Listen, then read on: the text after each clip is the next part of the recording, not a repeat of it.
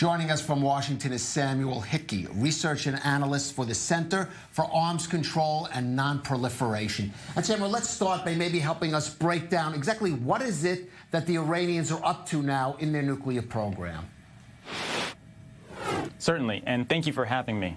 So the Iranians are now enriching, as they say, at a higher pace than they were prior to the nuclear deal. However, Iran is not concentrating uranium to a higher level than before the nuclear deal, nor do they have the stockpile prior to the nuclear deal.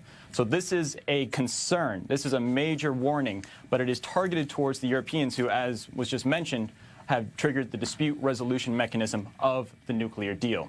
Samuel, we've seen Iran progressively make these dramatic announcements about withdrawing from various commitments from the nuclear deal to this point, which is essentially all of them. I mean, it's a bit tough to even speak of a deal as it is right now. How tough is it going to be to reverse all of those Iranian steps? So it is going to be difficult. The negotiations will be brutal. However, all of these steps so far that Iran has taken are completely reversible. Everything that it has done can be taken back and put back into the closet.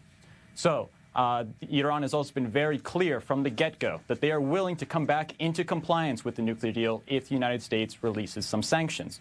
All of these steps, again, are reversible. Level of enrichment, stockpile, the number of centrifuges. They can be removed, they can be taken out of the country, they can be stowed away. So this deal is very near to collapsing, but the Europeans are very committed to finding a resolution. The key word is resolve in the dispute resolution mechanism. They are working to find a way to bring everybody back into compliance. Samuel, give us a sense of where you think the European signatories to the Iran nuclear deal, who have been trying to keep it alive, going ahead, what their position is likely to be, what it should be. Absolutely. So the Europeans are of the position that while they are still upholding the nuclear deal, Iran has been violating it.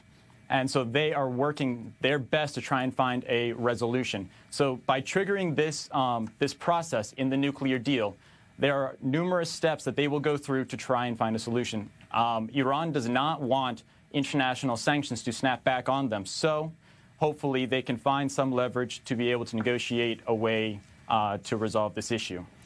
Well, let's hear for a moment what the United States is saying about this. Clearly, the U.S. and Europe are not at all on the same page in terms of the nuclear deal. Those European countries are trying to hold on to it, even while triggering that mechanism we were just talking about earlier. Sam, stay with us, because earlier our Jeff Smith talked to State Department spokesperson Morgan Ortagus on the derailment of that nuclear deal that, of course, the U.S. itself pulled out of in 2018. Here's a clip. It is clear that Iran has not had any intention for a long time for abiding by the terms of the JCPOA. The administration remains steadfast in our maximum pressure campaign against the regime in Iran. We believe they are isolated, they are chaotic, they do not know what to do now that we have taken their queen off of the chessboard. Samuel, so when you hear the U.S. saying, again, this is a maximum pressure campaign and it's working, this is sort of their mantra, do you agree, especially on a day where, once again, we hear Iran coming out and saying we're taking one more step away from the deal? So the Trump administration's maximum pressure campaign has been successful in ensuring that Iran does not get any of the economic benefits promised under the nuclear deal. With that said, right now, tensions are continuing to increase, and we are on the precipice possibly of a military confrontation. Nobody wants that. The Europeans are very clear about that. And so right now, what we are really waiting to see is whether or not the Europeans can find some resolution to bring Iran closer into compliance and so that this situation de-escalates. All right, Samuel Hickey in Washington, thanks for being with us here on The Rundown. And let's broaden this out, because it is not just world